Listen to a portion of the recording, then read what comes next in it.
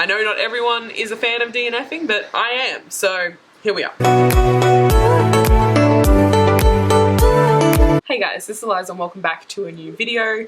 So today we'll be doing books I DNF'd in 2019. I apologise if you can hear the rain on the roof and also my dog doing random shit. She's in here because she doesn't like storms or rain, and it's raining and it's very loud down here compared to the rest of the house because the roof is literally right here. But they're predicting rain for the rest of the week and I need to film something sometime soon, so we're just gonna put up with rain. So I will be talking about the books I DNF'd in 2019. This video is a little bit late, but we're just gonna do it anyway. I was gonna do it earlier, but I just ran out of time, so here we are. So in 2019, I DNF'd 6 books. One of them I will be giving another go, but I DNF'd the book in this format, so I still want to include it in this list because I did still technically DNF it, but I will be picking it up another time. I'll try it in a different format. So the first one is We Are Okay by Nina Lakua. This one I read 89 pages of, and I can't say there was anything wrong with this book. I didn't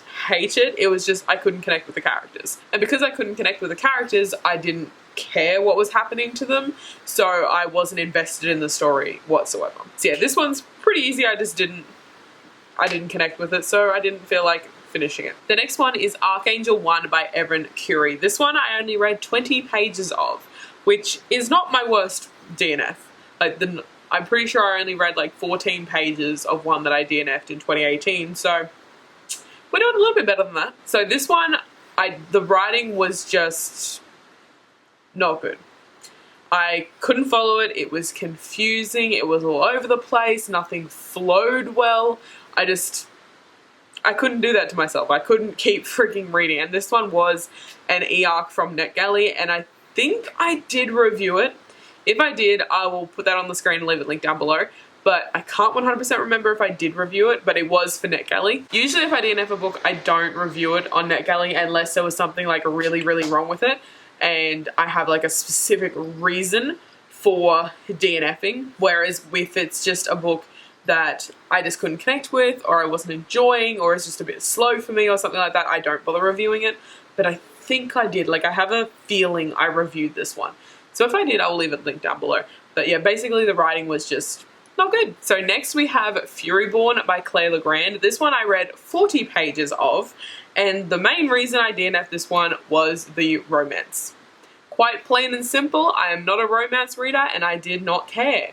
The thing is, it wasn't even really romance, it was like more like one character was interested in another, and it was just the way that was written that just couldn't do it. So this one does have dual perspective, and I do remember the other one was fine, the other perspective, but the Riel, or whatever her name is, there was a couple quotes in the like first chapter, I was like, no, yeah, righto. But we got to chapter 2, and actually I have the quote here, because I actually found it on a sample. I did unhaul this book and I've already sold it, but I found it on a sample. So yeah, this was the quote that I like literally put the book down as soon as I read this. This was, she began to realize a terrible idea. She should have asked Odo for a separate tent. Undressing 5 feet away from Audric was the sort of delicious madness for which she could never have prepared herself. God help her, she could hear the fabric of his riding tunic sliding against his torso. She could almost feel it, as if he were there beside her, drawing her own gown up over her head, freeing her for the last remaining barrier between them. Thank you, I am done. So yeah, that was the reason I DNF'd that one. I could not care. And if that type of writing was going to continue through the entire thing and I was just going to say, what the fuck, really, every like freaking 5 minutes, yeah, no. So I DNF'd that one at 40 pages. The rain is getting a little heavier, so I'm going to try and quicken this up, so hopefully we get it out of the road before it gets like ridiculous. Next we have 4 Dead Queens by, I think Astrid Schult is the name, Schulte or something like that. Really, rain? I'm sorry if that is really loud, it's getting heavier. This one I read 120 pages of, so I gave this a fair chance. I gave it over 100 pages. It was just dull, it was boring, there was nothing happening. I was just like, can we get the frig on with it? And I've gotten to the point now where I would rather just DNF a book like this than push through only to find out that it was boring all the way through and then there was like one plot point at the end that was interesting. So for that reason, I just DNF'd it at 120 pages. The last book on this list is Toil and Trouble 15 stories of women and witchcraft. So obviously this one is an anthology with 15 stories based around witchcraft, and I was listening to this one on audiobook. This is the one that I will probably try again at some point, and I do own the physical book of it.